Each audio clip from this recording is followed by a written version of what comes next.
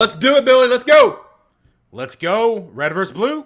Tonight is the return of Red vs. Blue Radio with your host and fearless leader, Scott Atkins, at Scott Fantasy on Twitter. Red vs. Blue is a proud partner of the new full-time podcast network, now sponsored by Sports Illustrated. Guests can be part of the live chat we call The Crew, and also join the show by calling 646-668-8147. Red vs. Blue, where sports, fantasy, and life collides. Politically correct? No chance. Fair and balanced? Absolutely. Get ready. Red vs. Blue is back in 3, 2, 1.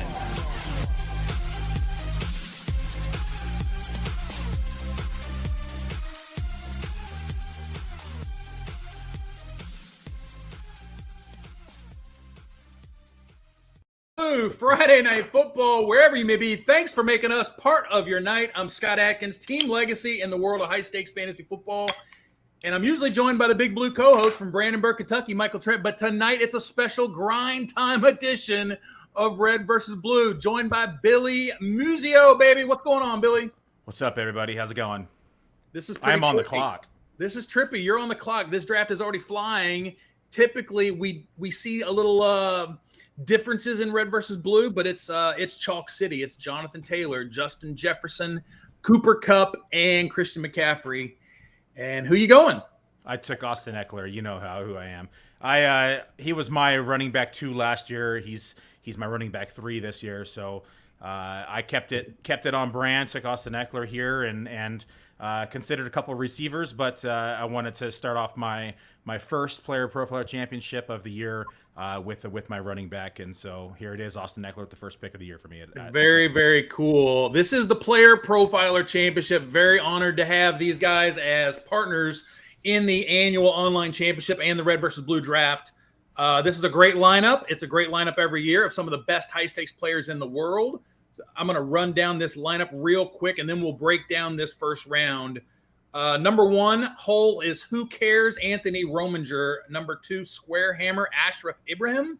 Number 3, Daily Double, Jerry Bryant. Number 4, Monkeypox, Terry and Sean Medlin. Number 5 is Billy Muzio.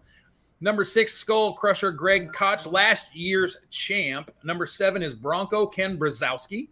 Number 8 is Picho, Michael Petrius. Number 9, Mr. Pink, Andrew Palermo. Number 10, Team Rozek, the champs, John Rozek. Number 11, Florida Hitman, Tom Morrison. And number 12, Song for Junio, Mr. White, Clint Sloan. All right, that is the first round. And the first round is ready for almost a recap here, Billy. Right off the bat, usually we see something a little interesting, something out of the box with the Red versus Blue draft, but it's Jonathan Taylor out of the 1. I don't think we've seen anybody but Jonathan Taylor in these drafts at number 1. Very rarely. I've seen some people mix it up just to diversify, but 99% of the time it's Justin Taylor. You might see a Cooper Kupp, you might see a Justin Jefferson, but it's 9 out of 10 times, if not more, Jonathan Taylor. Because if you want him in your portfolio and you have the 101, you have to lock him in because he rarely ever falls outside that position, where someone like Kupp or McCaffrey or Jefferson, you're going to be able to diversify picks 2 through 5 through 6 at times. So Jonathan Taylor is the 101 consensus and hardly ever falls out of that spot. I want to thank everybody in the chat room, the crew. Some of the best minds in the world of high stakes fantasy football are in the chat.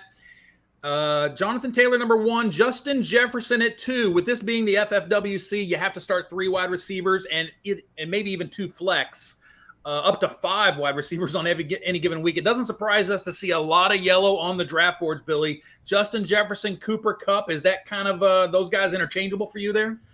I have Justin Jefferson in the tier of his own, actually. Cooper Kupp is in tier 2 for me. Just as great of a season as he had last year, to me it's going to be unrepeatable, where Jefferson has consistently shown that upside. So Jefferson is tier 1 for me. Kupp, Chase, and Lamb actually and Evans are in that next tier for me, and then I have Devontae Adams shortly after that. So very similar to my tiers. The only difference is Lamb over Adams for me, and just within inside my rankings and my tiers. Yeah, I like that. There's a lot of reasons to talk about that. We will. And by the way, he did make the first round, so we will talk about CeeDee Lamb. He's an intriguing player for me this year. Christian McCaffrey at 4 for Monkeypox. Austin Eckler for you. Is that the order that you have those two, or would you be bold enough to take Eckler over McCaffrey? This year, I'm taking McCaffrey. I'm hoping 2 injury-riddled seasons. McCaffrey maybe change the routine, change things around a little bit. Going to stay healthy here in 2022. That being said, when McCaffrey's healthy and on the field, I think that he has even higher upside than Jonathan Taylor. Very few running backs in the league are averaging 30 fantasy points a game when they touch the ball. McCaffrey is one of those players. So given his role, his involvement in this offense, both in the air and on the ground, it's hard to say a healthy Christian McCaffrey wouldn't outscore Jonathan Taylor here in 2022. Skull Crushers won this league last year, takes Jamar Chase. Had a phenomenal season last year as the 5th best wide receiver, 81 receptions, 1,455 yards, 13 touchdowns. Just an incredible way to kick off your NFL career with Joe Burrow. Nothing wrong with that. But then we get into some running backs. Dalvin Cook and Derrick Henry both have question marks. Which one has more question marks for you? Derrick Henry is on my fade list. So over at the Full-Time Fantasy site, you can read my fade list. Derrick Henry is one of the main focuses in that article. 28 years old plus, 1,400 carries in his career already, and you're starting to see his body fall apart last year. He's got a plate and 5 screws in his foot. They lost A.J. Brown. There's just a lot of concern here in this offense. He ran against a stacked box 24% of the time last year. What does that look like now with A.J. Brown gone? Their wide receiver 1 is Bob Woods. Their rookie wide receiver Burks is having asthma issues and hasn't even been on the field. Their next receiver is Nick Westbrook-Akeen. They have Austin Hooper at tight end. So this crowd does not strike fear into the opposing defenses. They know that they're going to have to be beaten on the ground. So I would not be surprised to see boxes loaded up 27, 28, maybe 30% of the time. And at that rate, that's going to kill Derrick Henry's breakaway rate. It's going to kill his big chunk runs, and he's going to have to fight for every yard. And we've got to talk about if you're drafting Derrick Henry, typically when you draft a running back early, you like to be able to cuff the running back. And I'm not quite sure we have a situation where we have a cuff running back, but I won't spoil that in case you have some plans later for that backfield. But let's give everybody a rundown of the Player Profiler Championship at onlinefantasydraft.com. Again, this starting lineup, if you want to play, first of all, $349 entry fee. You can save $100 on a 3-pack. It's got a $50,000 grand prize. Every league of 12 sort of competes in themselves individually through the first 14 weeks. And then you go to the league playoffs and the overall playoffs at the same time, week 15 through 17. So you're battling up against your top teams in your league at the same time you're battling against the other top teams in every league for the $50,000 grand prize. So it's a great format, same as the FFWC, where you're competing against your league and you're competing against the overall format in the end, the chase, the 3-week points chase. Billy, that format, there's some formats that don't do it that way in the league. And you do the head-to-head. What do you think about the points shootout inside the league itself? I like it. I always like when you have a chance for just points totals. It's less variance. I like being able to say the best team won. That's always going to be a plus in my book. I'm on the clock. Give me 1 second now. Oh, yeah. Billy's on the clock. I've been trying to keep up with the new tool over here, but people are drafting super fast. It is. It's a fast draft. I like to see it. It's been a slew of wide receivers that has hit Billy here, so we'll give him a chance to catch up. I'll keep running down this first round. After Dalvin Cook and Derrick Henry went, we start to see Devontae Adams, the new Oakland Raider wide receiver that Aaron Rodgers is going to be missing dearly this year. And then we see Najee Harris, CeeDee Lamb, and Travis Kelce. It's a hell of an end to that first round with a bunch of firepower ammo. I don't mind being at the back of this first round in the beginning. I really don't care where I'm at in the first round. Yeah, I mean, if you're not 101, it doesn't matter. Because all those players are pretty interchangeable. Yeah, and you can take you can really diversify your portfolio. If you're at the 6th spot, you're at the 9th spot, you're at the 12th spot, you're at the 2 spot. I mean, for me, this is one of those few rare years that you can just say, you know what, I'm fine with Jefferson, Kupp, McCaffrey, Eckler, Chase, Cook. I mean, name it. There's 5, 6, 7 players there that I'm fine with. Yeah. And so you can just get unique. You can get pretty crazy with your builds, and you can really diversify. So I'm fine with any spot this year, but I prefer the back end, honestly. And I wanted to talk to you. I don't want to see or hear about any diversifying of portfolios tonight. This is the Red versus Blue Championship. I want to see you try to take it down. No holds barred. Don't hold anything back. Just treat this as if this were a September draft. Okay, so I want to see your this best is the picks. first. This is the first Player Profiler Championship draft I've done. So there is no diversifying tonight. This is slate one. This is the standard. This is ground level. So this is where my portfolio starts inside this tournament.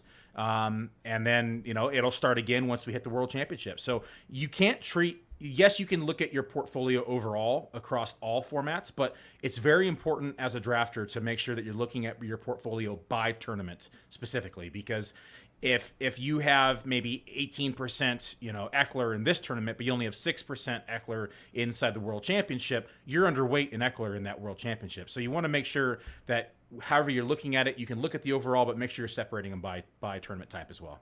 We have a great question in the chat room. And like I said, usually in the Red versus Blue draft, we see something jump out at you with that number one pick. It could be anybody, but this year was chalk, and that's okay by Anthony. But Scott Lawrence makes a great comment in the chat. Is JT really a better pick than Justin Jefferson? And you could go either way. I don't think it just depends on what you think is going to come back at the end of that second round. So we've done the first round recap. Let's go to the dynamic duos. This is where we take a look at the top two players for everybody's team, and we're going to do the top three and the bottom three. So don't get offended. It's just an early opinion. It is 2 rounds. Everything, a lot can change after the first two. But we're starting off with Jonathan Taylor and Leonard Fournette. If you knew that Leonard Fournette was going to be there for you at RB 12, at 212 at the end of the second round, would Jonathan Taylor necessarily be the pick there for you? I prefer to go wide receiver, but I mean, I'm not saying it's wrong. It depends on how you want to structure the rest of your team, right? I would say Fournette's fine there. I'm completely fine with it. I prefer, taking Pittman and Deontay Johnson or taking Higgins there as well. But if you want 2 running backs to hang your hat on and then, build out your draft from there and be creative, I think it's fine. So I like Jonathan Taylor. I like Leonard Fournette this year. Leonard Fournette has a real chance at being like a top 5 running back this season, quite frankly. Yeah, I mean, it's hindsight's 20/20. So if you don't know that Fournette's going to be there and you want to make sure you have that RB1, I totally get it, and there's no reason to risk it. Justin Jefferson, Deebo Samuel. That's a potent top 2 wide receivers to start. Now, again, it looks vicious. The question is, what will those running backs look like afterwards? Cooper Kupp, Javonte Williams. I've started to see Javonte Williams fall to the end of this second round area here. Is that just because that Melvin Gordon's back, or is there anything else fueling that I don't know about? I still think I'm not a huge fan at Javonte Williams ADP, and early in drafts he was going at to 103, 105, 108 spots, way too early in my book. We're starting to see him kind of fade into that early to mid third now. I think that's more realistic for his upside. Round 1, you're talking about absolute ceiling. Round 2, you're still talking about the top end of his ceiling. When you start getting into round 3, I think it's realistic to have some value in terms of return on investment at the cost. I would have rather have taken Leonard Fournette over Javonte Williams, in my opinion. What kind of beer are you drinking tonight, Billy? All I had left in the fridge was Corona, and I had some peel and eat shrimps, so it goes perfectly. Because the peel and eat shrimps, we do like 2.5 cups of beer, 2.5 cups of water, and then butter and spices and all sorts of stuff, and just let it all boil together, and then I drink the leftover beers after I cook it. Dirty. Got my mouth watering. Show everybody this new ADP tool that you've been tinkering on. You talked about it a minute ago with Javonte Williams. Does that ADP tool show what has been going on with Javonte Williams? Yeah, so I was trying to keep up with people that are drafting too fast. The other tool we're going to be releasing isn't out yet, which will help with that speed. Right now, Javonte Williams is going there. Where is it? Right here at pick 22 on average, which is where he went. I mean, he went at pick 22, so that is the actual average ADP through the first few drafts inside the Player Profiler Championship. Yeah. And so he got him at ADP, running back 13, got him as running back 11. So he did take him 2 positional picks earlier. But wide receiver has gone a little bit, little bit heavier in this draft so far. And there's we show in the advanced ADP, we show a high and a low. And on Javonte Williams, very interesting. It's a big window, 12 to 29. That's a 17 pick spread from the earliest that he's went through 5 drafts to the latest that he's went through 5 drafts, 12 to 29. There's a lot of unpredictability of where he's going to go, whether somewhere in the second round, more than likely, but sometimes even into the third. Interesting. The ADP tool is available now. Full-time fantasy premium subscription. Red Blue 50 is the promo code. It gives you 50% off for the first 2 months. That's an easy way to get it. We plan on integrating some of these tools into the draft room itself, which is going to really blow your freaking mind. Billy's getting ready to be on the clock again, so let's look at the next team on the clock. Anyway, the Cooper Kupp, Javonte Williams, that's a nice combo. Christian McCaffrey, Keenan Allen, kind of missing a little sizzle with Keenan Allen, but Justin Herbert has to throw to somebody. And we are flying. We're already at round 4. This is a fast draft. I'm gonna slow it down for a second. I need a minute. Like, I need to take a look, see where we're at. I gotta transition out of the best ball mindset into the player profiler championship mindset. I need a second here. You're on the clock. I got 2-3 players I really like here. I want to see which way I want to go. I don't like anywhere in that way. I am going to Eckler, Evans, AJ Brown.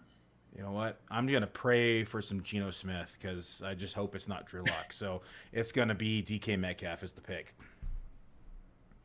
All right. Yeah, DK Metcalf.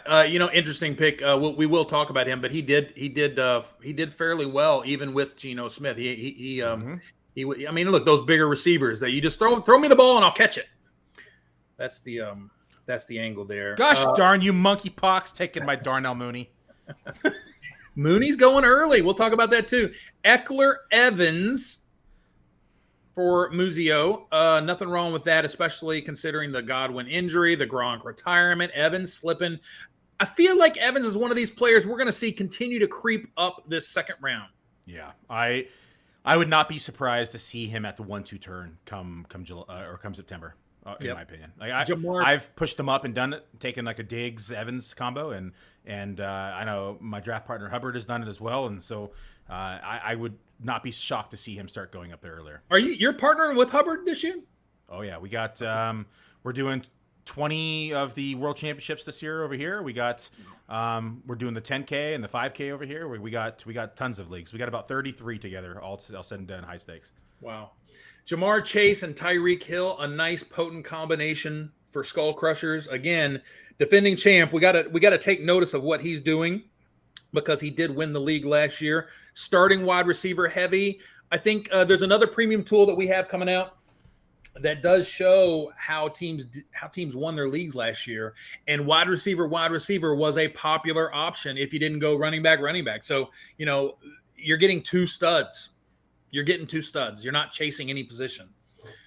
That may be the way to go. Dalvin Cook and Saquon Barkley. Think about those 2 names, Billy, and how far they've came over the years. Those were 2 guys that were literally being drafted in the top 5 just a couple years ago. Yeah, I just got double sniped. I had 2 guys in the queue. And both you're on the clock again. Wow. Yeah, the draft is fast. They are flying. Yeah, I'm the slowpoke over here tonight. Let's take a look at what I want to do here. Guess Billy's next pick. They sniped you on Elijah Moore. You're missing out on a monster there. It was Bateman too. I had Bateman in the queue. You like Bateman, huh? I love Bateman. You know what? Let's go ahead. Let's do it. He's still the number 1 receiver here. I don't care if they really have a quarterback or don't have a quarterback right now. He's still going to see targets. So wide receiver 4, Amari Cooper, I'm fine with. If he's my 3, I'm a little more concerned. But as my 4th receiver, I think it's fine. Yeah, they have a QB2 there that can start some games if they need to. Maybe start the whole season. And maybe start the whole season. Derrick Henry, Mark Andrews for Picho. We see a tight end. Mark Andrews had a phenomenal year last year. It feels like you're buying the price, last year's price. You're definitely not. It doesn't feel like to me, I'm getting value when I have to draft Mark Andrews at 2.5, but I can understand why you want to do it because you just don't want to chase that tight end around the league, the draft all night long. Devontae Adams, DeAndre Swift, two potent players there. Najee Harris, Stephon Diggs. Nothing wrong with those two. CeeDee Lamb, Aaron Jones. Aaron Jones feels very safe this year. Travis Kelce, Joe Mixon to round out the combos. Dynamic duo time. Billy, give me your top 3 dynamic duos. I'm going to say I really like Square Hammer start. I love the Jefferson, Deebo Samuel, Pittman.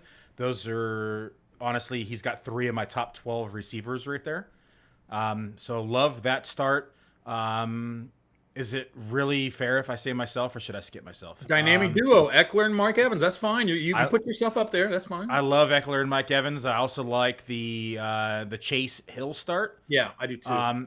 Chase Hill is great.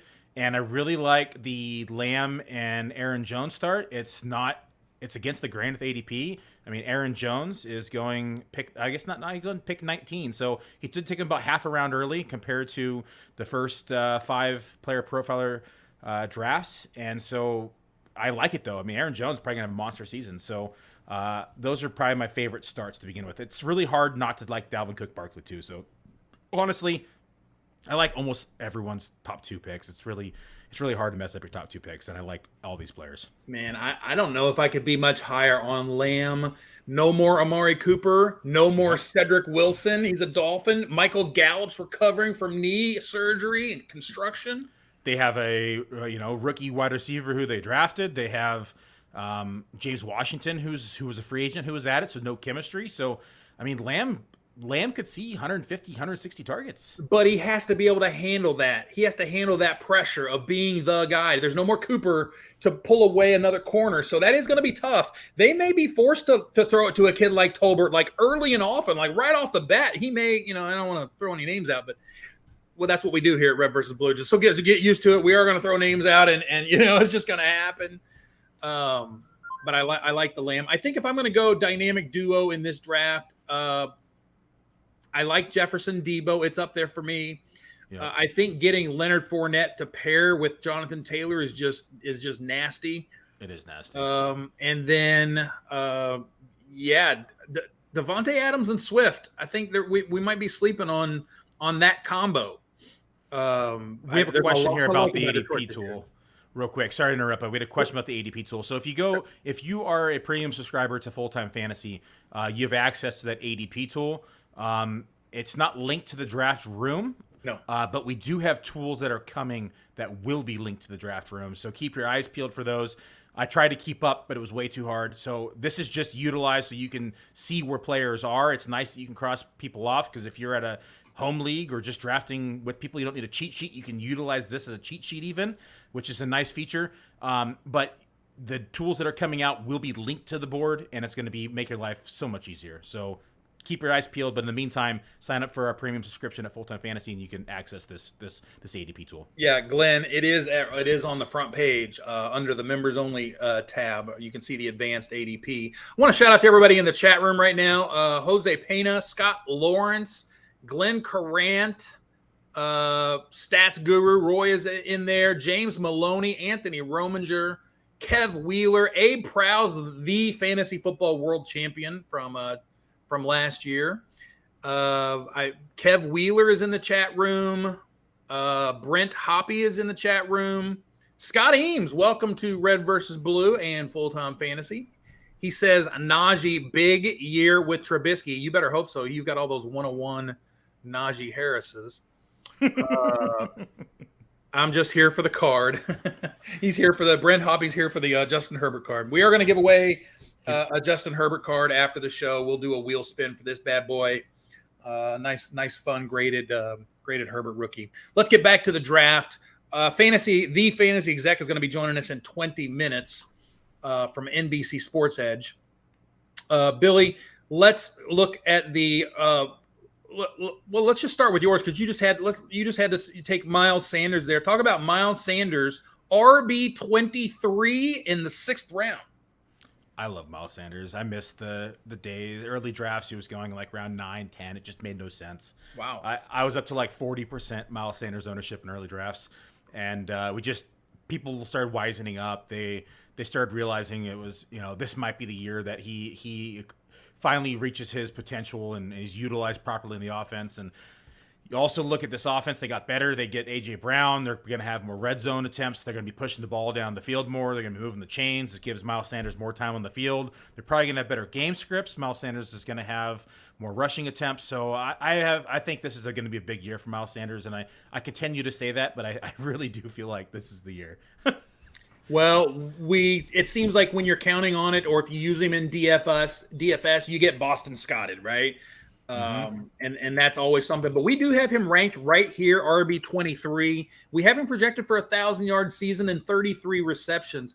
If they would just this new head coach Nick Sirianni.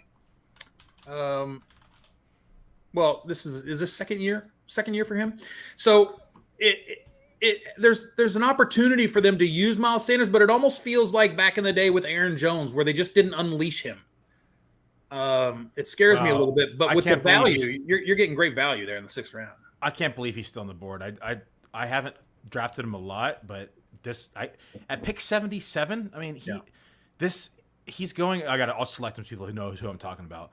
So did it show yet? Dobbins, you got Dobbins. Yeah. J.K. Dobbins. So Dobbins is going right now as running back 21 early in drafts, pick 49. I just got him as running back 28 and pick 77. Well, it's interesting. Look, where you drafted RB23, wide receiver 37 is going. So think about that. You're still drafting RB2 and RB2. Yep. They're already on wide receiver 4s. Yep. At this point in the FFWC, and that's something you have to get used to in our format. Wide receivers go fast, and if you don't get them, is there any team on here that hasn't gotten them? Okay, Florida Hitman, Tom Morrison, you're in trouble, bud. CeeDee Lamb, 12 holes too, and Sanford Jr. He only has 2. Picho only has 2. A couple of you guys, I mean, you better start firing away at yellow stickers. Period. In this story. Or you are going to be in for a long, long year, unless you've got, sleepers. They may have sleepers. Maybe this is the strategy. I remember years ago back in the old World Championship days, getting real cocky. I was just coming off my first World Championship title, and I'm like, okay, I'm coming back in. I had a whole crew of people come to Vegas with me, and we all had Team Legacy shirts. So there was 12 Team Legacy shirts all around the draft, and so people all around the industry were like, "Is that Team Legacy? Is that Team Legacy?" There's Team Legacies everywhere, and I'm cocky, dude. I mean, again, I won my league last year. I bought everybody drinks at the bar. When I think it was Ricky Williams was running the touchdown in. I mean, and this is how long ago it's been. And I had wide receivers. I was going to draft my running backs, my tight ends, and my quarterbacks early, and I was going to fire away at my wide receivers late because I just knew that Jerry Porter and Ashley Lalee and a couple of these scrubs were going to be just total dominators, and they sucked. And I had the worst year ever. I went 4-7 in the regular season, and it was a bad year. But you got to learn. That's how you learn. You learn by getting too aggressive and thinking so much more than everybody else, and then you get humbled and you come back to earth and you're like, let's get back to basics.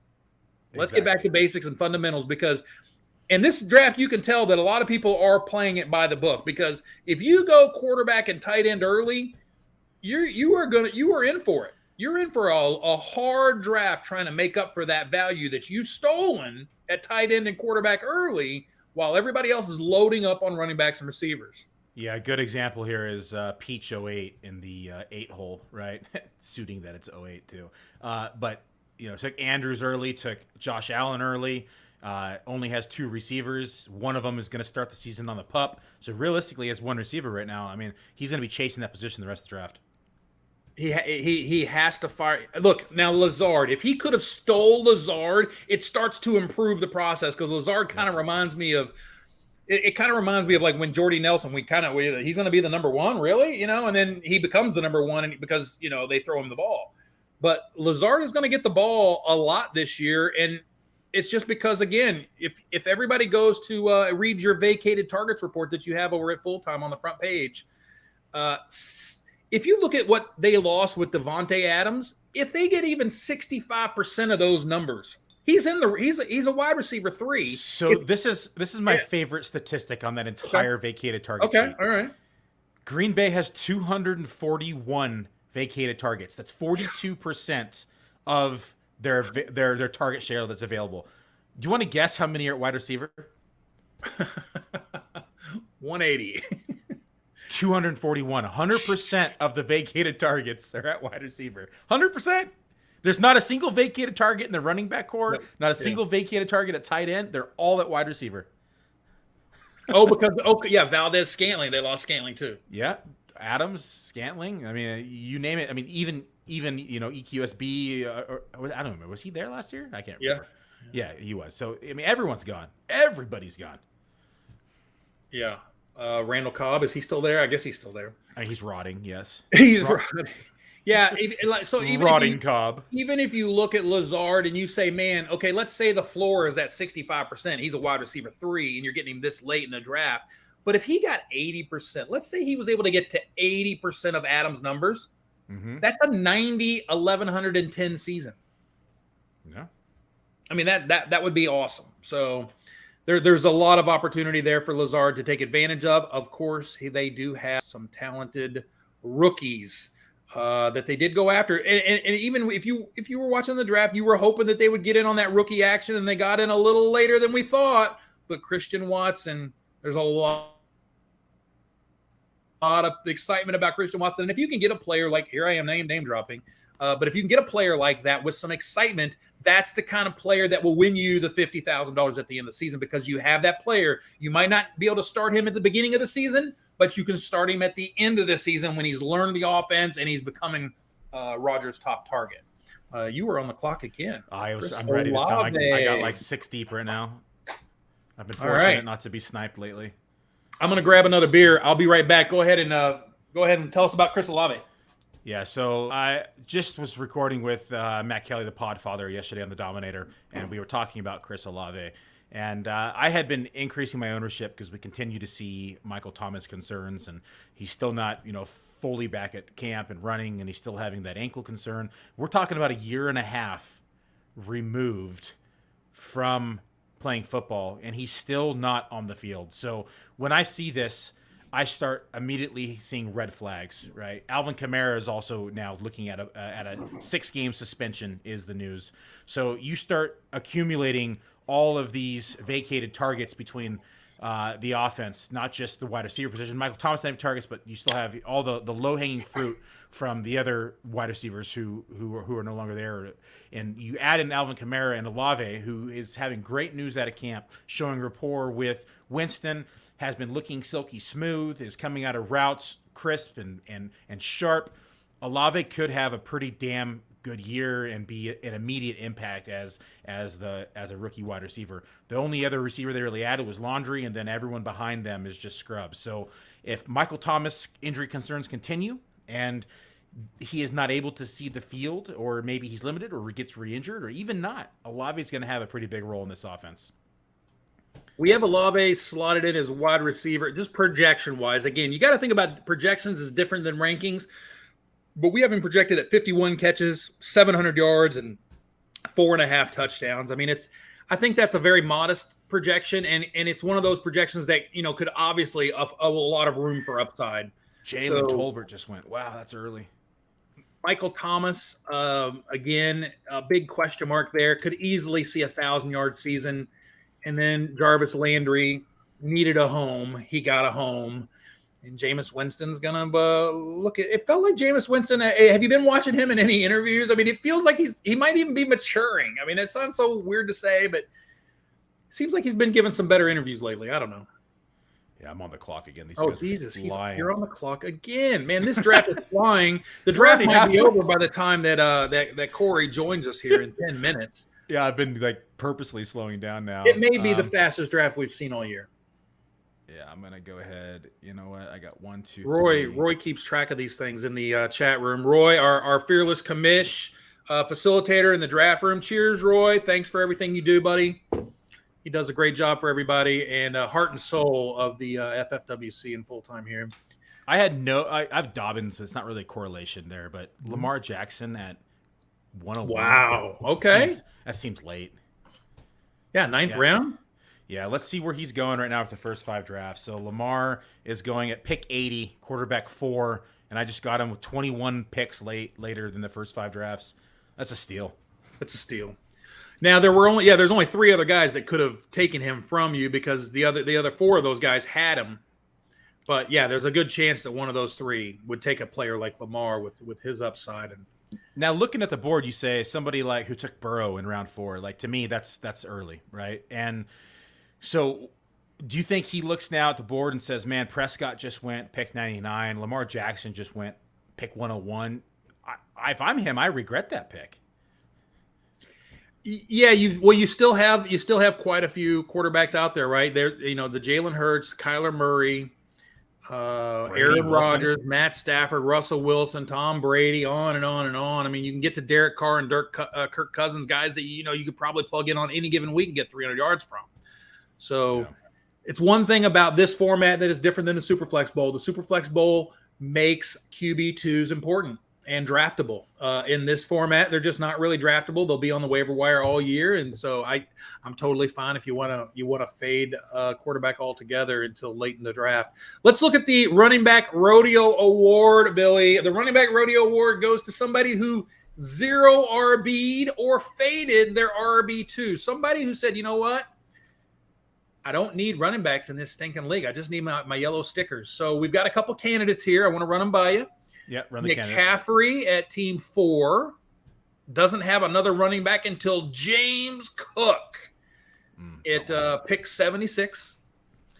We got Austin Eckler, who doesn't get another running back. That's you until Miles Sanders at pick 68. Love it. You got Alvin Kamara here at Skull Crushers at RB 13 in the 3rd round. Doesn't get another running back until Devin Singletary, a timeshare running back in Buffalo. We have DeAndre Swift by Mr. Pink from the 9 hole. Doesn't get another running back until David Montgomery at pick 64. That's super late. There's your candidates for running back rodeo. Who pulled it off? I like mine, of course, and I like Skull Crushers. I think Singletary is a great value this year. I like James Cook, but James Cook is more that satellite back, and they've even said that when they lost McKissick, that's why they went out and got James Cook. And when I hear that, he's not running the ball, 190, 200 times a game. Like that, he's going to be utilized in the passing game, which is great. He's going to be a great 3rd down back, but as your RB2 pushing it that far, I would have much rather have taken Dobbins there, right? Like had he taken Dobbins, I would have picked him in a heartbeat. McCaffrey, Dobbins, waiting that late, that would have been my candidate. But Cook for me just doesn't do it. So I like waiting on for me getting Sanders, and I also love the Singletary pick as a 2nd running back. And I'm perfectly fine with you up there. I think I'm going to give it to Mr. Pink with DeAndre Swift and David Montgomery. Pulled it off. You waited till the 2nd round. You got Swift, and you waited until the 6th round, and you still got David Montgomery, who we have now. This is early projections. Don't jump down our throats too much. But in June, we have David Montgomery at RB 16, 259 carries, 1,094 yards, and 43 receptions with 8.5 scores. So he's still going to be a workhorse. Is Khalil Herbert going to be involved? Absolutely. There's nothing stopping Khalil Herbert from being involved. As a matter of fact, he's one of my late sleepers. Offensive coordinator Luke Getsy comes over from Green Bay. And it's a spin on a Matt LaFleur offense, so it's a modified West Coast. So I like it. We've seen it with the Jamal Williams, A.J. Dillon backing up Aaron Jones, and we're going to see it here in Chicago. We're going to see Khalil Herbert be involved. But David Montgomery's still going to get his. He's still going to get his on a team that is going to run the ball and play it safe with Justin Fields in year 2. I'm going to get ridiculed for saying this, but David Montgomery is this year's Mike Davis. Oh, he is. Well, look, he is strong, but he has better moves than Mike Davis. He's so vanilla. Like he's not. I don't like him. I've never liked him, but that's just my personal take. I'll look up a thread and do all the statistics of why I hate him later, but I just don't like David Montgomery. Yeah, let's take a look. We're getting into this realm of running backs that you have to start thinking about because you did wait on RB. Now you have 3, so you've got 3 in the bag, and you got Dobbins, who's going to be recovering from injury, but you're going to be on the clock soon. We see in a couple of these rounds. Cordarrelle Patterson just went. Nyheim Hines just went. This is the 10th round already. So we're seeing running backs go. We're up to 39 now. This will be RB 40 if you take one. Nope, not taking a running back. But then again, you could go wide receiver. You could go tight end. You could snag a tight end here at tight end number 8. I like a couple tight ends on the board, but I like a receiver better here right now. I'm debating, honestly.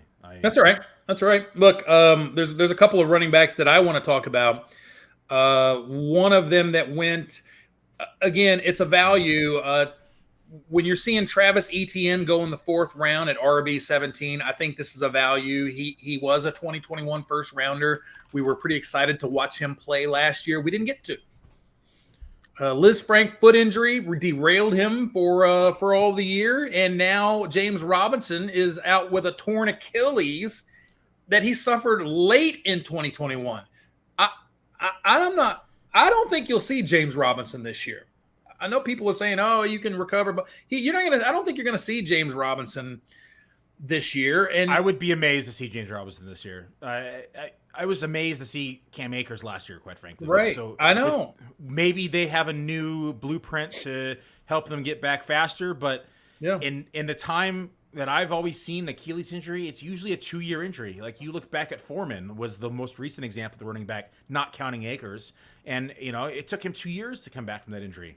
Right. And so there's been, it ruins people's careers. And you got to look at, Jags have no real commitment to Robinson. He was a UDFA. I don't think that it's going to look good for him. They went out and drafted Snoop Connor. ETN is a 3-down back. Durability might be the only concern, but at the end of the day, they have no loyalty to Connor. They have no draft investment or capital invested into him. So they can just let him heal. They can cut him, whatever they want to do. But I think that they're just going to let him sit back and relax and get healthy. And if they are a playoff team, great. I don't think they will be, but if they do get down that road and maybe he makes a late push down there, but there's no reason to rush him back. I want to give you an over-under on Travis Etienne receptions. You ready? Ready. 45. Over. Okay. See, if I think we did by week 12. We did analysis a while back that said if you are going to catch 45 balls or more and you're a starting running back, you're an RB1. Yeah. You're an RB1. And so, we may have him projected as the running back 18, but there's a very good chance that this kid finishes as an RB1 first year back. I mean, that would not surprise me at all. And can I just say that outside of Zach Wilson, who I think, is the next second coming, biases. I think Trevor Lawrence is like a really exciting option, especially in Superflex.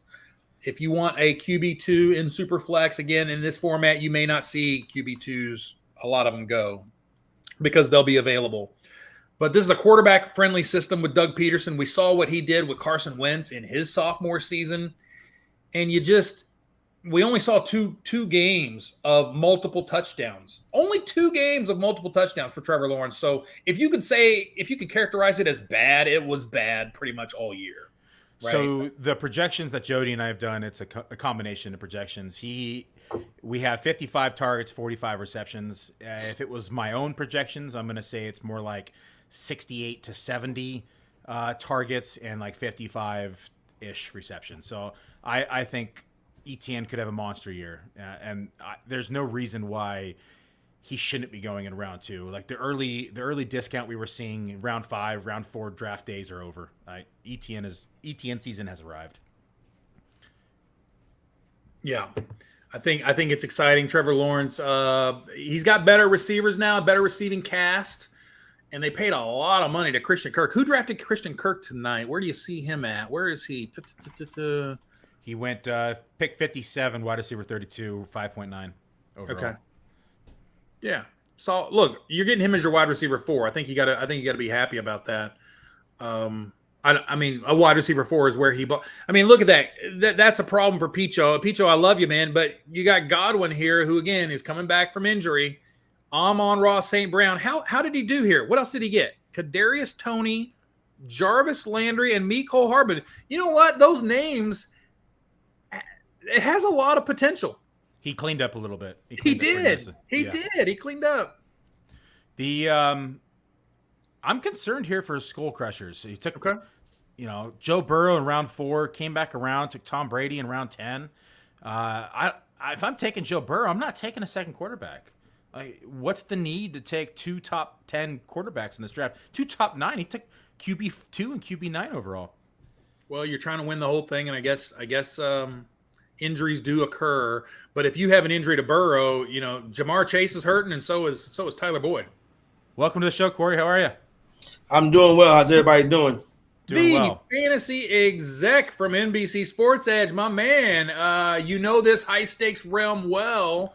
Have you had a chance to look at the door? First of all, how you been? Let's before we talk business. I'm doing good. Thank you very much. Glad to be here. Obviously, Fantasy Football World Championship is family. So this time of year, we always get this stuff done and get ready to talk about, and not get ready, but talk about these Fantasy Football World Championship drafts. And I think these are the best players in the country play at this league right here. So I'm definitely looking forward to getting back into it. You guys may have a head start on me this year, but I'll be ready in a couple of weeks. Yeah.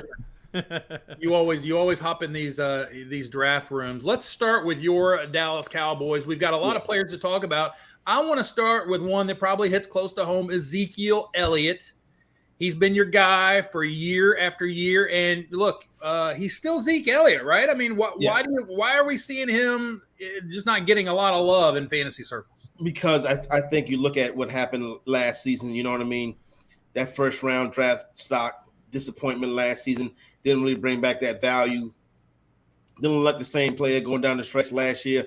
Obviously, everybody thinks that Tony Pollard is going to step in and take over a bigger role. But let's pump the brakes a little bit. This is still Ezekiel Elliott. He still does everything you need a 3-down running back to do, including protect the quarterback. He gets the goal line carries. He catches the football. He may not be a dynamic runner he once was, but him sitting down there right now where he's going, and I've seen some drafts where he's going later than that, where he's going, this is what's going to happen. As we get closer and closer to the end of August, Ezekiel Elliott is going to start push back up to the draft board. I'm not going to say he's going to be a first-round guy again, but you'll start seeing him in the mid-second round soon. Yeah. Thank you. Somebody gets it. I mean, he was going in round 5 and 6 at the beginning of the year, and it made no sense. The dude is $30 million cap hit. They're not just going to be like, oh, Tony Pollard, here's the rock 30 times. It's not going to happen. And you look at this offense, and they lost Amari Cooper. What are they going to do? They're going to move Pollard out in the slot. They finally figured out how to use Pollard. And Zeke always falls forward. The $30 million cap hit. This offense is going to rely on the run a little bit more. They're going to move Pollard out in the slot, use him in the passing game. Zeke's not going away, people. He's a household name. I agree with everything Corey said. He's going to move up into he's already in round 3 in some drafts now. He's going to move into round 2 in some drafts. We're going to start seeing that household name, actually start to show as we get into closer to September drafts. Yeah. On the clock. 47 receptions last year. And I think you hit the nail on the head, Corey. You were talking about nagging injuries down the stretch, but they weren't any injuries that really took him out of the game, but they must have been painful enough that it kind of slowed him down, but he played through them. So, and they weren't deemed anything serious. So I think it's one of these points where we've been there, we've done that, we've seen it all before. We're taking him at 311, but it is one of those value picks. So when you talk about Florida Hitman starting off the draft with CeeDee Lamb, Aaron Jones, and then coming back and getting Zeke, that's a pretty nice value. Let's move the discussion. Let's stay with the Cowboys, and let's talk about the wide receiver position. CeeDee Lamb is now the wide receiver 1. We talked about this in the beginning of the show. He has to earn up to that role, and he has to play now against the top defensive back, where Amari Cooper had that role previously. So he has to take on that, and there looks like there's a shortage of talent and known commodities here on the rest of the depth chart. Yeah, it does look that way, and we expect CeeDee to step up and be the number 1 target for Dak Prescott this upcoming season. Dallas Cowboy offense can move the football up and down the field. But here's the thing. Kellen Moore's going to have to figure out how to scheme this correctly and make sure that your best player gets open and gets the football when you need him. I think you can count on and depend on that. Listen, that first-round price tag is right around that 1-2 turn is where you're going to see CeeDee go. maybe a little bit later. He wouldn't be the first wide receiver on my board. I've watched every Dallas Cowboys snap I don't even want to tell you for how long. You know what I'm saying? And I haven't seen NFC Championship games. Now, with that being said, you want to trust the offense and the play calling more to scheme CD open, but I think some of those other guys are a little bit more surefire than what Lamb would be. Let's move to the QB. Dak Prescott, one of the again QB6 last year, or I don't know, somewhere around there, mid QB1 range. If he doesn't have the wide receivers to throw to, doesn't that mean he's going to have to run more? And doesn't that scare you a little bit? Yeah, it is scary, and they've already mentioned this offseason trying to get Dak Prescott out and do a little bit more running and stuff like that. I mean, it's the play that he got injured on is a play that really was a play that Kellen Moore runs a lot. You know what I'm saying? Obviously, take a bad turn on that one. But when Dak was running the football, he was scoring touchdowns. And that's one of the things that Dak can cap off drives. Hurts Ezekiel Elliott a little bit, but we've seen him do that before. That quarterback draw has been a big part of Kellen Moore's arsenal when his play calling when he gets inside the goal line. So I think you probably can see Dak do a little bit more. And what it does is it helps open up the passing game. Now, last year, Dak had a phenomenal start. When he got injured late in that Patriot game, he slowed down the rest of the season. So it puts thoughts into your head, okay, is this guy going to be the same player that he was before the injury? If he come back and he plays 17 games, I think he could be an MVP candidate in a fantasy value. And I'll just finish off my Dallas Cowboys rant with the controversial ending to the season against the 49ers when Dallas was denied a chance to spike the ball with time left on the clock. If they spike that ball, do they win that game? if Patrick Creighton runs the right route in 2007, the Dallas Cowboys beat the New England Patriots in the Super Bowl. Oh, here we go. You know what I'm saying? So that's how I look at that. There's a lot of coulda, shoulda, woulda when it comes to the Dallas Cowboys in the last 30 years. So I'm not going to go that far, but I do wish they would have had a chance to see what that play could have done. And then what's so interesting after the game, Mike McCarthy said, well, that's what the analytics say. And I'm like, man, these head coaches, they really throw a lot of blame on the analytics department. You know what I'm saying? At some point, analytics guys like, hey, what? I had nothing to do with that. Why are you blaming me? So be very wary of that. Billy, we're going to ask you, this is the time for the Wild Card Warrior segment. The Wild Card Warrior is a team that went unconventional in this draft, and it looks like they have a pretty solid team through the first 10 rounds. I know this draft is just flying, but there are a couple of unconventional teams here. With McCaffrey and then the James Cook team that didn't get it late. And then we've got a couple of teams that didn't go wide receiver quite heavily, especially, you look at team 12, you look at team 9 with Picho. Which team is the wild card warrior that they pulled off a little bit of unconventional drafting? 12 to me. I didn't really love the Kelsey pick at the beginning with being non-tight end premium. But he was able to clean up nicely. He took Mixon and Connor and then was able to kind of really clean up at wide receiver. You got Brown, Thielen, stacked Mahomes with Kelsey there as quarterback 4, pick 61, and then came back around with Ayuk, Lazard, Dotson, and Claypool. So he did get his 6 receivers there. He was able to clean up nicely. Took a second tight end a little early for my liking if you have Kelsey, but I probably would have preferred another receiver there. But overall, I think he did a pretty damn good job cleaning up at receiver after starting with 0 through the first 3 rounds. Corey, who gets your Wild Card Warrior award? I would agree with Team 12 getting the award, but that was just broken down. But what I want to talk about Picho's team, and obviously with all due respect, this is something that I've warned people against before, especially when you're drafting in a high-stakes league.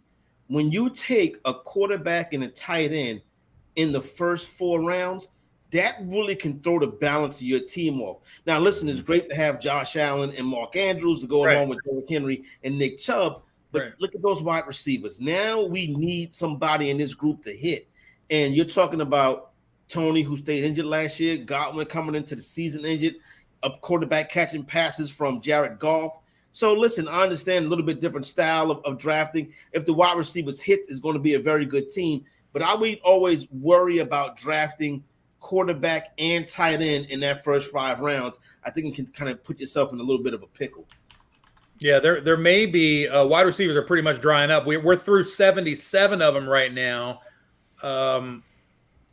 There are a few wide receivers out there that he could take a shot on that may have some impact.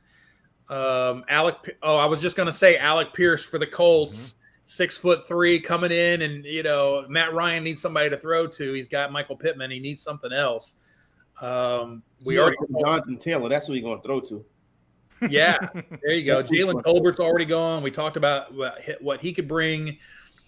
I don't see a Nico Collins. Oh, there's Nico Collins right there. Nico Collins just went off the board. Nico Collins for Houston, 14 games played, 33 catches on 60 targets. Scott, I've never been a 1-1 guy. Like having the first overall pick in the draft has never really been my thing. I kind of come back towards the middle and in the end. And obviously when you're in an auction, which I like to do, paying up to $60 for one player is not really my style. I'll do that for Jonathan Taylor this year. I think he's going to have an historic fantasy season playing with Matt Ryan. He's a no doubt 1-1 in fantasy football. And I think when we look back at the season, I think we're going to be like, not only is this guy the best player in fantasy, I think you can see a running back as a legitimate MVP candidate this year. How does Mahomes do this year? Listen, if you had Mahomes in fantasy last year, you were not satisfied. No. He did not play like a top quarterback in the NFL last year. And now this year coming back without Tyreek Hill, I would not underestimate how big Tyreek Hill was to the Kansas City Chiefs offense. The guy is basically unguardable, in my opinion, the best skill position player in the NFL. So it's going to be very interesting. I trust Andy Reid and Patrick Mahomes to find it out from a real football standpoint.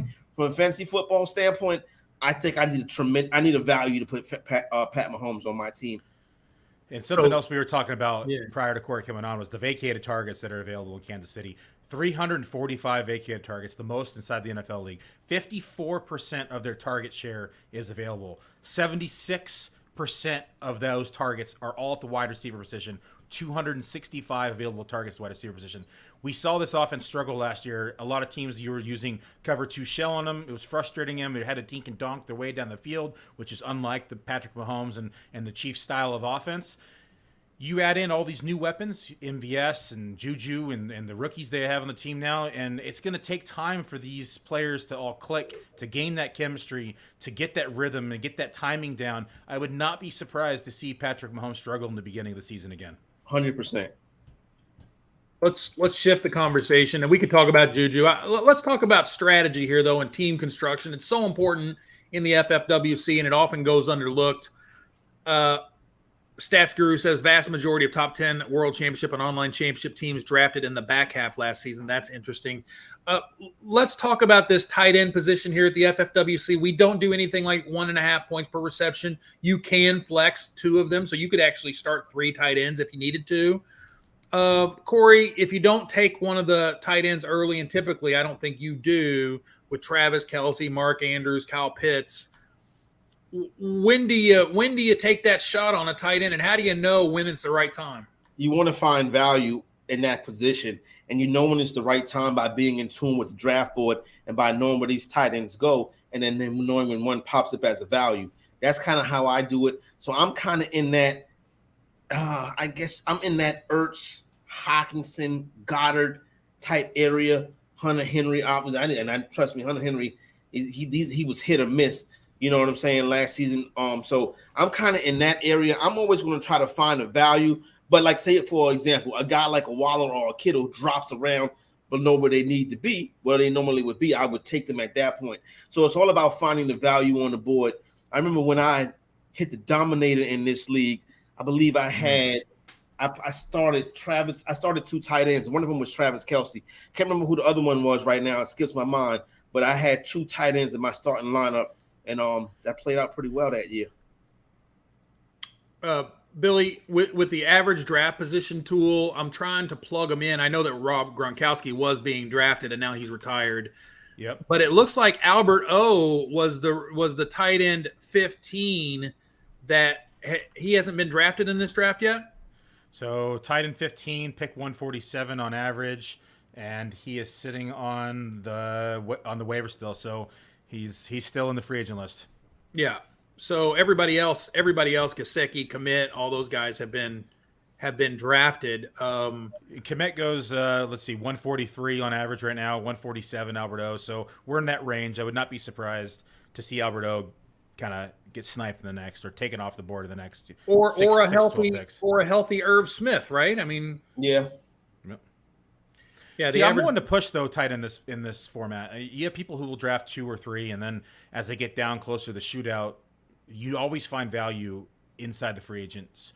I mean, I was grabbing Hunter Henry off waiver wires heading into the shootout schedule because people are loading up at running backs or receivers, and they're carrying 1 tight end. They might carry 2, but the teams that drop 3 or drop their 3rd, there just always seems to be value at tight end inside the FFWC, and I'm not as concerned with the position as I am versus like wide receiver where we're starting 3 minimum 5 on a weekly basis possibly. And Corey, there's 2 teams here that waited until the 13th round to draft their tight end. You have Team 3, Daily Double, that takes Gerald Everett. He gets Justin Herbert this year. Yeah. And then, and again, I mean, Russell Wilson hardly ever threw to tight ends, right? It just never happened. Even with Jimmy Graham, they just don't, that offense didn't throw to the tight end. And then Pat Freiermuth with Mr. Pink, Andrew Palermo, the 9-hole, waits until the 13th round with Pat Freiermuth. Which of those tight ends do you think represents the better value? I like Pat Freiermuth a lot, to be honest with you. I think that I think that he's a dude that Trubisky can come in there and get a connection with. We saw him get the snaps last year, which is obviously very important.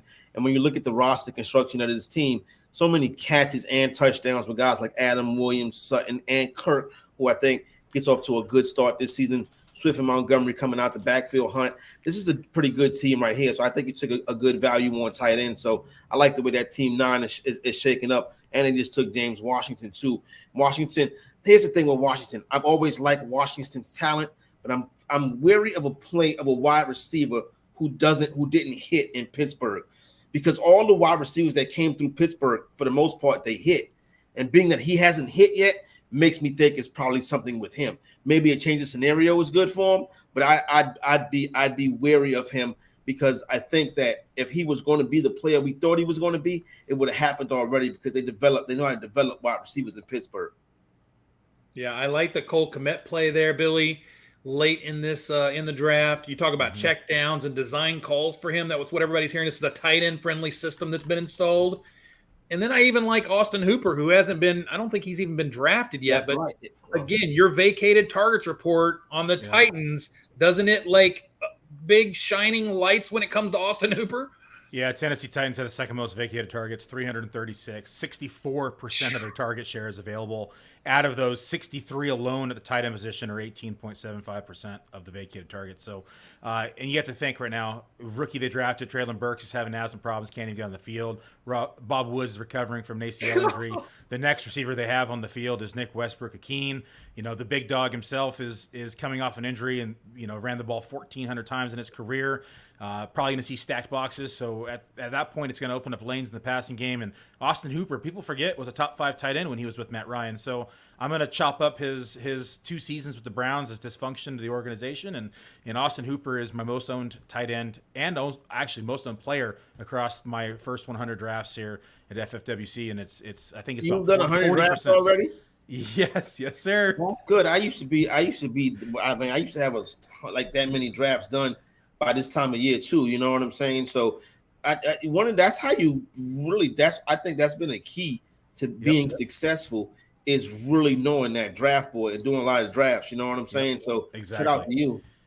Yeah, it's about, not just memorizing ADP, but just knowing the flow of the board and seeing what players are doing, seeing trends. And I remember we were talking earlier, we were seeing Miles Sanders go around 8, 9, 10 at the beginning of drafts. He's sneaking up to around 5 and 6 now. We were seeing, Ezekiel Elliott going around 6 in drafts. It's just absurd. And so really able to capitalize on ADP early if you are able to follow the trends, look at vacated targets, look at projections, and do your projections, and you can really capitalize on those early trends.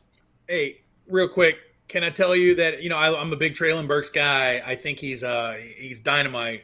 But there's another kid they drafted in that draft, late 5th round, Kyle Phillips. And they're talking about him as being a steal in this draft. I know it's Arkansas. Was he Arkansas or was he UCLA? UCLA. He was UCLA Pac-12. And the kid He could be in the slot, could be in the outside. He could leapfrog Burks if he, like you just said, if he's slow out of the gate for whatever reason. So, and if Robert Woods isn't 100%, you could see this kid could be a best ball hero. You might not know when it's coming, but it might happen, and it's one of those late picks. Corey, thanks for coming on tonight, man. Is there any team here to close it out? Look at the draft board, take a look, and is there any team that stands out to you and says, man, they nailed this draft. They didn't have to take a lot of chances to do it, and they just steady Eddie, let the draft come to them. I think I look at a couple of teams that I think are in pretty good spots. But Muzio, whatever, RVB, red versus blue one. That's Billy. That's me. How about that, Billy? Nice job, Billy. I like the way the team is coming together. Nice. I think I'm a big Austin Eckler guy. You're a big Lamar guy. Yeah, and I love Lamar Jackson, obviously, Dobbins, the whole Baltimore thing, that Miles Sanders pick. I am big on Chris Olave, too. I think he was the best wide receiver in this draft. I think he's going to be a fantastic deep threat for Jameis Winston. That's what the Saints want to do. This is basically going to be the same Saints team. They want to push the ball down the field. I'm a big Olave guy. So, yeah, good look at that. That's a good draft, Billy. I think you're doing a fantastic job. I got to get in one of these with you and kind of steal some of these guys from you. Yeah, let's get you on the show. We'll do the grind time. I got a couple drafts coming up in July that we're going to be doing on Friday nights. So I'll reach out to you on Twitter. We'll get you on. We'll do a draft together. No doubt about it. Looking forward to that. Tell everybody where they can find you at the Fantasy Exec on Twitter, and you're over at NBC Sports Edge. What you doing over there? NBC Sports Edge. We got the role over there of the senior sports betting content creator. So obviously this time of year right now, we're past the NBA Finals and into the Major League Baseball, into the part of the year where it's Major League Baseball heavy. So this is the part of the year that is fantasy football and getting ready for the upcoming season heavy. But when we get into the season, you're going to get a free content with ATS picks, Survivor picks, everything that you need to be a successful sports wagerer. And obviously the crew over there do a fantastic job on the fantasy side as well. So looking forward to what I think should be a very profitable season. Hey, you got to tell me before you go, what the hell were the New York Knicks doing last night? I mean, every year it's something else, and it's just like they draft a player, then they trade the player. I mean, what the heck? I would say this about the Knicks. Whenever the day after the draft, the team puts out a statement explaining what you did in the draft, that means you probably had a pretty bad draft. So whenever you see a statement the next day explaining what you did. Wait. Let me explain this to you. Yeah, exactly. But listen, that once proud franchise, and obviously, Scott, you being from Indiana, you remember those battles between the Pacers and the Knicks. You know what I'm saying? Very competitive, great rivals. But now we've had 3 decades of horrible basketball in Madison Square Garden. So listen, I can't worry about my New York Knicks no more. You got to bring back Linsanity, man. That's the only thing you can do. Yeah. All right, Corey. That little 2 weeks in February was fun. Thanks for breaking it down with us, hanging out with us, my man. We'll catch up. No doubt, I'll holler. Nice meeting you, Corey. Take care. Ooh, hey, he picked your team out of the blue. He didn't even know which one it was, man. Smart man. We're in round. I mean, I can't believe how fast this draft is going. If you were going to call into the draft and I gave you a time earlier, go ahead and dial up. We have Ash and Mr. White in the back right now. I'm going to bring in Ash right now. Yeah, bring in Ash. What's up, guys? My man got the Stogue. He's got the cigar and everything. Yeah, what's up, guys? What's going on, brother? Let's talk about this draft. Let's break it down. Square hammer with Justin Jefferson D. But yeah, this is your victory cigar right here. Okay. Yeah, I like my draft. I wanted to go wide receiver. I was going to do wide receiver, like a running back 0, but I really liked picking the 3 running backs after that I got. 3 number 1s that I think I got at some good spots. And then I kind of loaded up on some other wide receivers with high upside. So, I mean, I really like my team. I also got Trey Lance, who I think, just his running ability alone will give me, probably a top 10 running back, quarterback in this draft. So, I'm really happy with my draft. I like it a lot, Billy. Let's break it down. Of course, Trey Lance, Dalton Schultz. He's got the tight end quarterback thing going on, which should be fine. and then to wait on your running backs and still end up with Akers, Gibson, and Eli Mitchell. I mean, that's beautifully solid, more than solid. And then you've got these flyers here, and Garrett Wilson as your flyer. If you're going to take your flyer, you take your flyer like you did with Olave. You got your flyer that can, who knows how the upside there is, right? And then you've got these safety picks in Valdez-Scantling and Corey Davis that just feel like these 4 for 70 guys that can get you that 10 points when you need it in the FFWC. You know how that long season is with the FFWC, the bye weeks, the injuries, the flat out bad play that you have from players that you got to get through with those 10-point guys on your bench. You can't just have all upside guys, but you have to have a couple of guys that are safe. And it feels like Valdez-Scantling and Corey Davis sort of fit that bill. Yeah, I kind of went that route because I think Valdez-Scantling, hey, listen, he has a shot to be the number one there. You never know. He does. And then I took Corey because I took Wilson, and I said, if I get 2/3 of the starting wide receivers, one of them might be the guy, or at least the number 2. Right. So that worked out well. And then I loaded up on some running backs, and then I took a real flyer on Will Fuller. He's going to sign somewhere, so he could turn out to be something that can help me out down the line. So I'm really happy with that. And then I took Schultz, which I really liked. Hopefully he signs his contract. And then I took Cameron Brate because of the Gronk situation. So, I think I'm pretty solid. I think I got some high upside, and I got some real solid players. You didn't get Barrios, though. No, that's true. I listen, I'm a Jet fan. I don't take Jets because I'm a Jet fan. I take the player that comes to me. So I really wanted Olave, to be honest, but, obviously he didn't get to me. So I figure, Garrett Wilson can be every bit of that if things break right. And if not, Corey Davis could be, he had a great connection with Wilson early in the season, and you never know. Billy, what do you think if he would have went?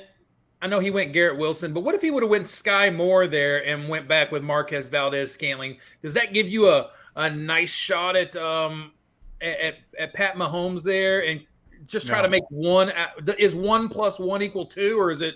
It could be 0. I like the Wilson pick. Wilson was my wide receiver 1 coming into the NFL out of this draft class. Polished route runner. Him and Olave, the 2 best route runners in this class. I like Olave's landing spot better. I sniped him there, so sorry, but okay. Wilson, you went landing spot opportunity. Wilson is the alpha dog in this class. Like, has the skills to succeed. Like, has that chase upside, in my opinion. Like, I love Wilson, and I don't like stack cuffing receivers. That more in the MVS. Yeah. You're going to be trying to pick between either one of them each week. You're going to make the wrong decision. It's going to just torment you all season long. So I like sticking to one or the other and then taking someone like Wilson there over. Well, I think that Corey Davis, I know what you're saying, but I think Corey Davis to me was in case of an injury, in case that Wilson doesn't hit the ground running. We know Corey's going to start, and I already have my 5 wide receivers that I'm going to start. Right. And so Corey would be my fill-in guy if something were to happen, Yeah, I was more talking about the Sky Moore Valdez-Scantling that Scott recommended. I Corey Davis there at 62 is completely fine. Like, I like Corey Davis there. And people forget, he was signed there, brought in with a big contract, and got hurt, and prior to that was being productive. So I think that as wide receiver 62, there's not a lot of chances for him to not beat that, in my opinion. Right.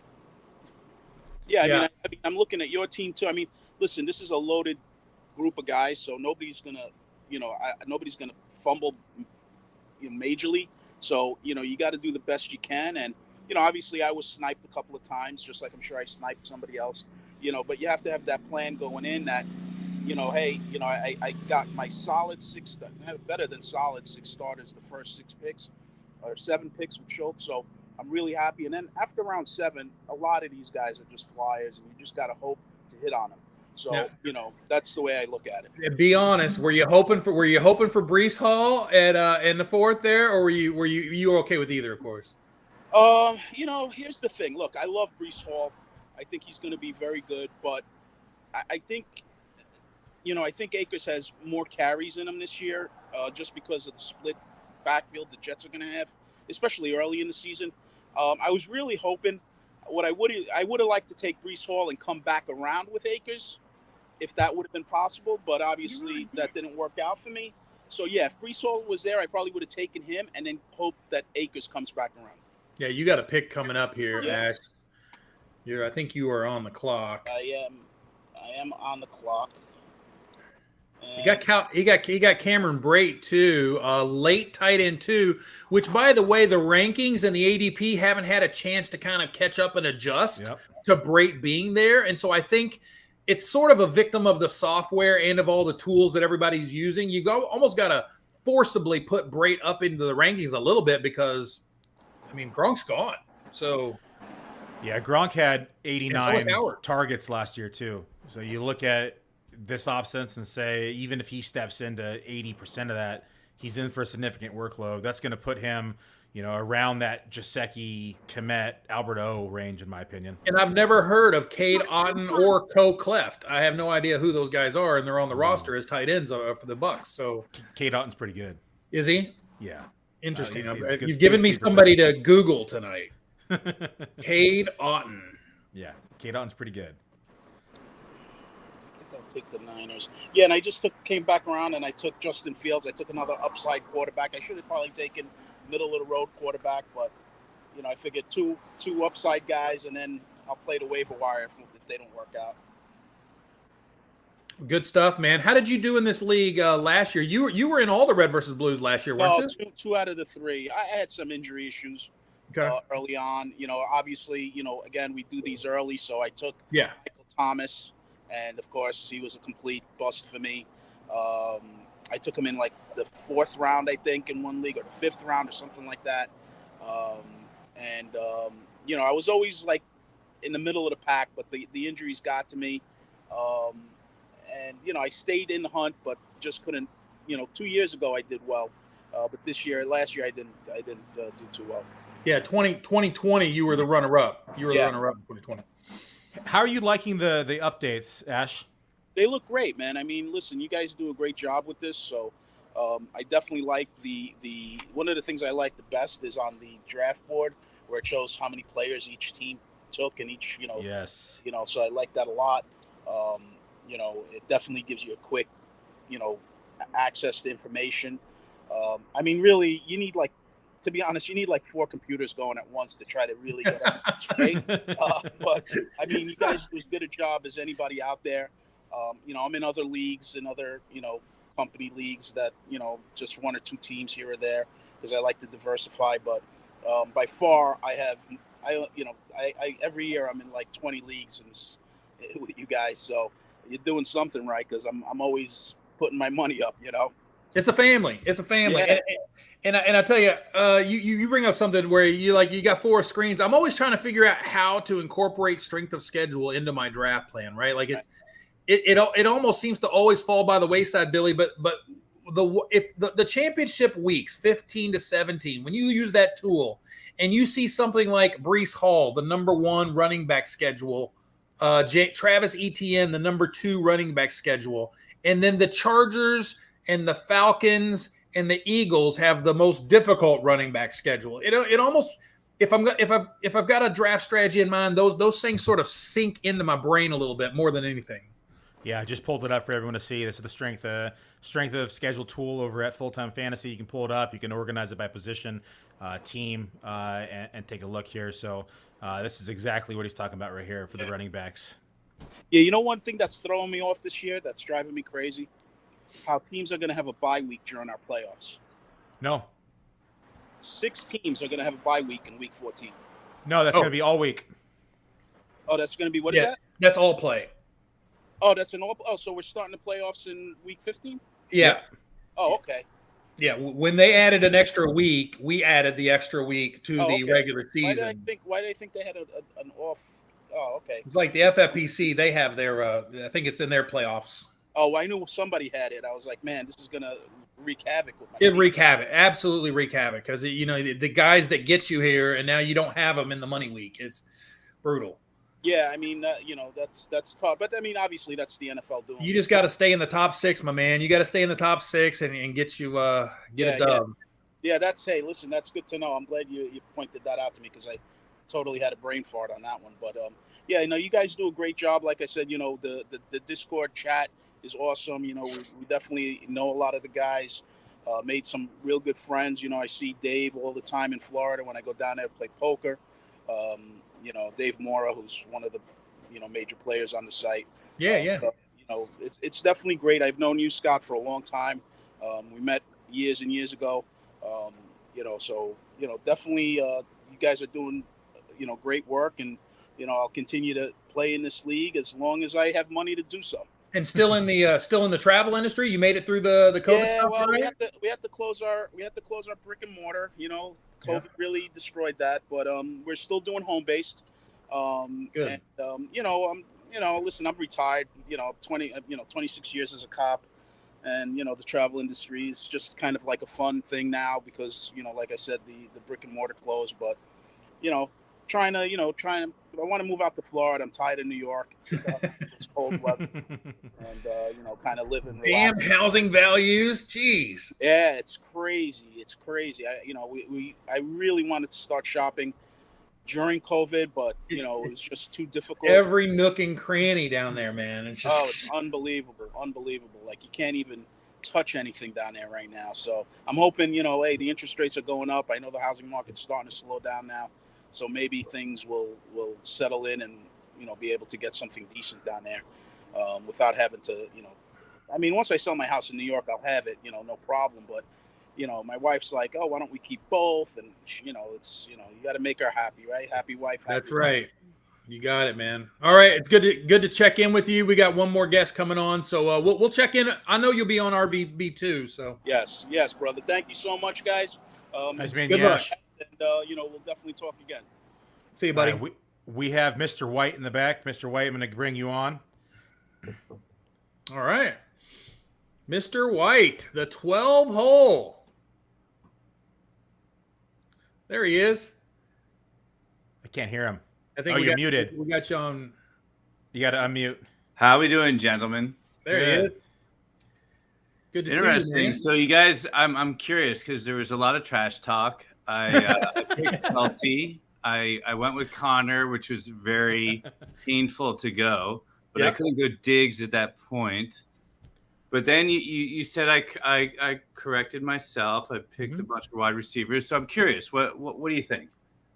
I liked how you cleaned up. I love it. Like at the beginning, I was a little concerned. We were talking about teams that didn't have, a decent amount of receivers out the gate. But I think the receivers you picked, you cleaned up nicely.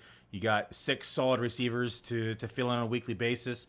2 solid running backs. You're able to get your stack with Travis Kelce, Mahomes. I overall like the draft, and then you're taking your running back dart throws late. So I think the draft turned out real nice. Yeah, and I agree. The 2 favorite picks that I saw were Lazard and then Darrell Williams for the Cardinals, because I was going to call him with one L. With one L. If you have James Conner, to me, he is a must handcuff, and he's a potentially a viable flex consideration if you have to. Yeah, because and I got Eno later. Right.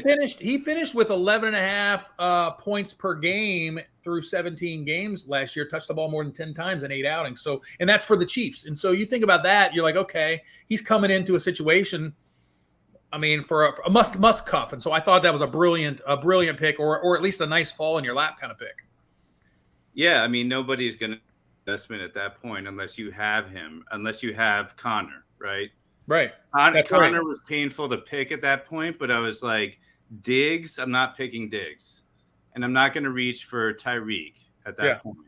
So I was like, let me just go with the carries, touches, see what happens. Look for Darrell with one L later. Get Eno late, and then see what happens, Billy, I like when he's taking guys like, obviously we talked about Lazard. Nobody's talking about Ayuk. Nobody's talking about Claypool. Nobody's talking about Terrace Marshall. A lot of these guys, they are highly talented guys. They have the pedigree, the talent, and the opportunity. It's just all about putting it all together. And those 3 guys, they there's something there. One of those guys could really have a boom year. And I think that's a great Claypool point, says he's a Scott. top 3 wide receiver. Well, Scott, all you need is one of those guys to hit. Right? That's right. Yeah, that's right. Yeah, one of that's why I like the high upside boom bust guy. Even John Mechie at the bottom. I mean, these are guys that are on the cusp. Claypool, Ayuk, Marshall. Even though we didn't see much from Marshall, I mean, that kid has all the talent in the world to be a wide receiver one. So and they have Green Bay has 241 vacated targets, like you said earlier, all to wide receiver position. So Lazard steps into a wide receiver one role with the back-to-back MVP. So Lazard should have a pretty damn good year. Yeah. And I will say also, we didn't talk about it. The Thielen pick might be just the smartest, solid pick for this team, because you don't want something sexy and make or break in that kind of a spot where you put yourself, behind the eight ball for a wide receiver too. You need a safe, steady wide receiver too, and you got it. Yeah, I think with redraft and people that in this league specifically, we do a lot of dynasty, right, Scott? Yeah. Yeah. So it's like you think about dynasty and you just instantly write off guys because you have in your mindset what you're drafting consistently on dynasty, right? So Thielen, Jamal Williams, Damian Williams, all these guys will put up points. They'll put up points. Fastest draft I've seen this year, Billy. I don't know if Roy said it beat the record. 1 hour and 33 was the mark before. That's what I'm talking about. Red versus blue, breaking records. So one last question for you guys. Yeah. So the two tight end situation, when you're lacking in wide receiver, middle of the draft, you picked a couple running backs early, tight end, QB, and I think Mahomes in the 6th round is a steal, by the way. Yep. So when I go double tight end, I'm looking at targets, right? So what can you speak to that? For the tight end? Well, just I got Kelsey and then I picked Goddard, right? Love it. A little early for Goddard, and should I just ignore the tight end after the point that I have Kelsey? If I'm taking Kelsey or Andrews, even Pitts, I'm probably not taking a tight end either the rest of the draft altogether, or I'm waiting till round 16 through 20. And you're just Kelsey week 8 bye. The only time you're going to start Goddard over Kelsey is week 8. Now he may slide into your flex position. He slides into the flex because he makes up for a missing flex. Correct. Mm-hmm. So he may, you may be starting Brown, Thielen, Ayuk, Lazard, and then throwing Goddard there over Claypool, Dawson. Not skip a beat. So I think for this team it makes sense because your weakness was wide receiver. That being said, you may be faced with a lot of tough decisions simply because that last flex spot is going to be, you're going to want that tight end there probably. He's going to want to plug in Goddard all year long. There's not going to be a game. Yeah, totally. It's going to be painful. It's going to be painful, but it's going to, he's going to get targets. I mean, he could blow up if he stays healthy. The guy's a freak. Yeah. I mean, he's just as athletic as Kelsey, right? So yeah, I liked him more before the AJ Brown signing, right? With AJ Brown there now, it takes away a lot of his between the 20s looks. Now he's going to be more focused in the red zone. Yes, he's still going to get those targets between the 20, but I think that it's going to limit the amount that he's going to see now. And he scored 175 points, which is equivalent to a low end wide receiver 3. Yeah. So it's not a real high upside pick at that point, but that's not really what he wanted there. Correct. He wanted somebody he could plug in, play, and start on any given week, especially with a bye week and an injury. Sometimes we just overthink a lot of it, and you just need a plug and play guy with an 11-man lineup. And plus, I look at the receivers you could have picked later, right? You're choosing between David Bell, Palmer, Bourne, Crowder. Goddard's the correct pick there. It had maybe Myers or Hardman been available there, that's when I would have gone receiver with the core that we have. But Goddard was the correct pick based upon what was left after that. Cool. Who is one guy you guys look at? I'll start with you, Billy. Who is one guy that everybody's sleeping on that went later than he should have? Let's look for somebody later. Is it a Galladay? Is it a Myers? Gage. Okay. Gage. Gage with Godwin out early in the season. I mean, where he's going to get so many targets. And he has Brady. Yeah. I mean, and Tom brought him in. He wanted Gage. So he's going to throw him the ball just like he threw the ball to AB, right?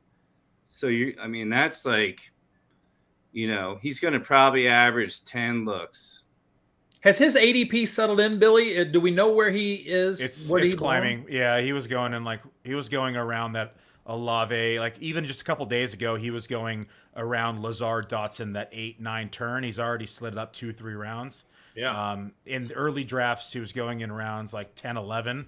So we're He already paid for him. seeing that ADP correct, right? We're Player Profile Championship. This is only the 6th draft so far. You can chase that up the drafts, but if you're in other contests where there's 50, 100 boards that have already been completed, you're less inclined to chase that ADP up the board because now you're competing versus players who have them in the 10th, 11th round, and that's going to be hard to compete against when you're taking them in the 6th.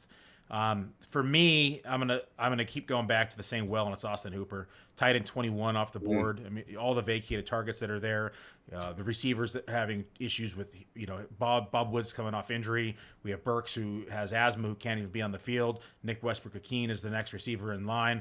Hooper is already showing rapport with Tannehill out of camp, and the news is that he's one of his favorite targets early. So I would not be surprised to see Austin Hooper, as a week in, a week out, top 15, top 12 tight end. Getting him at pick 200 is a steal. Yeah, and he's going to be on the field because he's going to be blocking too. Correct. Yeah. I think I'm going to look. I'm going to stick with the wide receiver position, and I'm going to go to Motown with Amon-Ra St. Brown. Was there a more exciting player? I mean, look, if you played season long or if you played DFS, you saw the kind of numbers that he was putting up late in the year. He won me a Dominator last year. He won you a Dominator last year, yeah. Dude, and he can do it again. it. He was like 10 looks a game, right through the playoffs, all the way through. Yeah, and what's really changed about that situation? You did draft a wide receiver. In Jameson, and he's a player that could be a monster, right? We know that, but is he going to be a monster right off the bat? I mean, wide receiver weeks 12 through 17, Amon-Ra St. Brown was the 3rd best wide receiver in fantasy football. So I think we're just kind of I don't know. I feel like we're sort of a little asleep at the wheel when you're getting him in that kind of value. And then I like guys like Josh Palmer, who, if there's an injury to Mike Williams or to Keenan Allen, especially Keenan Allen, has a tendency to get dinged up. You get just a piece of that Justin Herbert pie, and that's what I always like to get a piece of that offense that's just going to be slinging it, going to be playing that AFC West. They're going to be contending all year, beating up on each other through 4 quarters. You're going to see shootouts this year. It's funny you say that because I thought about just drafting all AFC West guys. It's like the whole team, AFC West, see what happens. Yeah. But one thing I want to hear you guys talk about is Gabriel Davis. Okay, everybody is talking this guy up. I mean, he went in the 5th round, 5.6, right? Like, is that worth it? Seriously? Yes. You think? Yeah, I mean, the 4 touchdown game is an outlier. I mean, I had him in my fantasy pros rankings, my breakout player of the year. Unfortunately, happened in playoffs, didn't happen in the season. But you look at this offense, and now he steps into the number 2 receiving role in the best offense in football, in my opinion, where he's going to be seeing the number 2 cornerback because Diggs is going to be attracting the number 1. They also have to worry about Knox over the middle of the field. They've now added Cook in the backfield to ease up some of those to force the defense to be honest now. So I think Gabe Davis could have a really big year. Yeah, and I'll echo it. I think his floor is a wide receiver 2. That's the floor for Gabe Davis. I mean, I have never heard so much hype about one guy. Yeah. Like Antonio Gibson was the guy last year where every analysis or an analyst talked about one player consistently, talking him up, 1st round talent, all this, and then it busted. And I feel it's the same thing with Gabriel Davis because it was a ridiculous game. It was an historic game in the playoffs. It's changing the overtime rules, right, in the playoffs because of that game. But like, he's second fiddle. So what you said about, bringing Cook and having Knox in the middle and all that, like, is it too many targets? And then Josh Allen, is he going to run more? Or is he going to run less?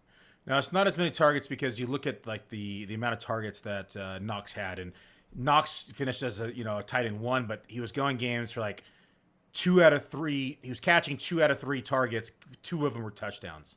Right, he had like an 18% touchdown rate, which is just astronomically high. When you look at players like Kelsey and Andrews, who are that 4 to 6% range, like 18% is just unrepeatable. So when there are those players there, yes, 2-3 targets are there, but that is just drops in the bucket in comparison to how much they throw to the slot or the wide receiver 2 in this offense. So Knox, even if he does double that, you're talking about 4 to 6 targets a game, which is still not that many. So that leaves a lot of opportunity open for Gabe Davis. So what do you think Gabe Davis's targets are going to be? I can pull them up. We have them. 1 second. No, but for this year. That's projections. 1 second. Oh, okay. So projections for Buffalo, we are sitting at Gabe Davis. We're sitting at 109 targets roughly right now. 78 receptions, 1,000 yards, and 6 touchdowns. But again, I think that's just a floor, and it's a conservative number. A very conservative number. And you do look at. I would like to look at some statistics on like 4 wide receiver sets, 3 wide receiver sets that they run. They got to run a bunch. They have to run a bunch after they saw what they could do in that type of situation. They knew it ahead of time, but they're kind of unstoppable with an arm like Josh Allen. Running those 3 and 4 wide receiver sets, just seaming down the middle like that, that was fascinating. Totally, but they learned how to hand the ball off to Singletary later. Like later in the season, they just fed him the ball and the targets went down. I guarantee if you look at the wide receivers' targets in the last, like from week 13 to week 17, you're going to see those dip. Yeah, Singletary was potent. He was potent. He was like legit. I mean, he won championships for people, right? Yeah. There's another receiver I want to bring a name up here who's kind of going undrafted or late in drafts that is stepping into a major role that really nobody has talked about, and that's going to be Devin Duvernay. Devin Duvernay was drafted here as wide receiver 101, pick 227 at pick 1911, and right now he's slotted as the number 2 receiver in Baltimore. Right. We haven't projected for 72 targets, 44 receptions. And again, that's a conservative number. I would not be surprised to see that more in that 80 to 90 target range and that, 50 to 60 reception range and more like 600 yards. And to be able to get the number 2 receiver in an offense at the 19th round in a 3 wide receiver start league, that's sneaky. Is that where he was drafted in the 19th round? Yeah, 1911, right before your Benjamin pick.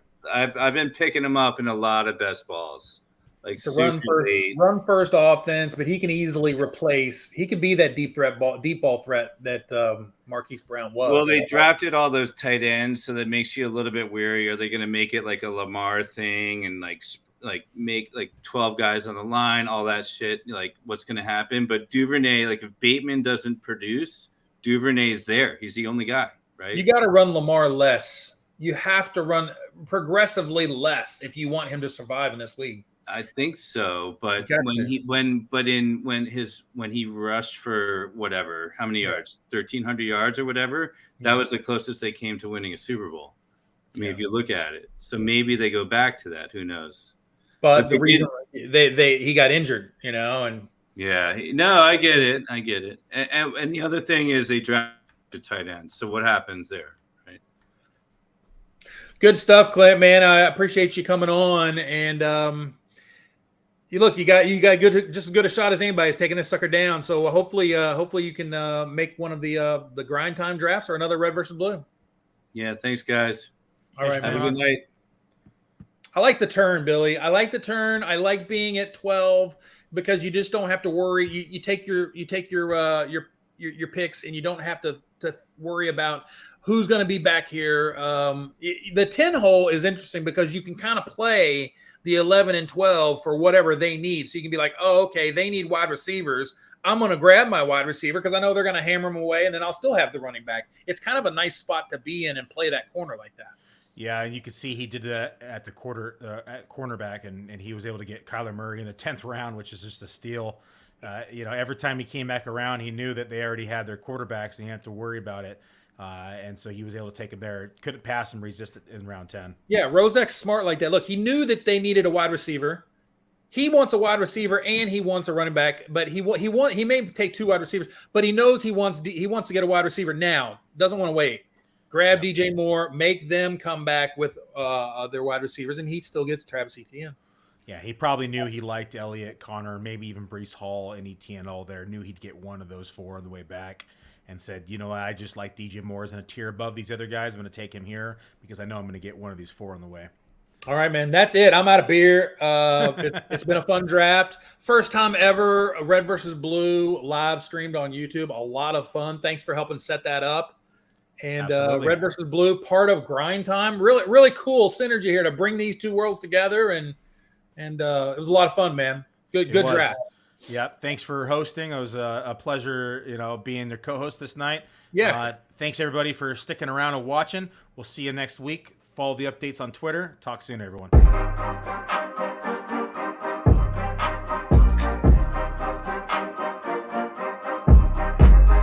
Nothing but time, use it to grind. They huff and they puff it, this bacon is mine. Stakes are all high, your stakes are so dry. I'm as rare as they come, put it all on the line. Losing very doubtful, cause I'm winning every outcome. I'm impressed by his guess, there's no reason to guess. Drafting like I won the lotto, but it's grind every day. Managing teams is just part of the game. Free agents, lineups, they all in one place. This is the content that can't be replaced. Speaking of place, first is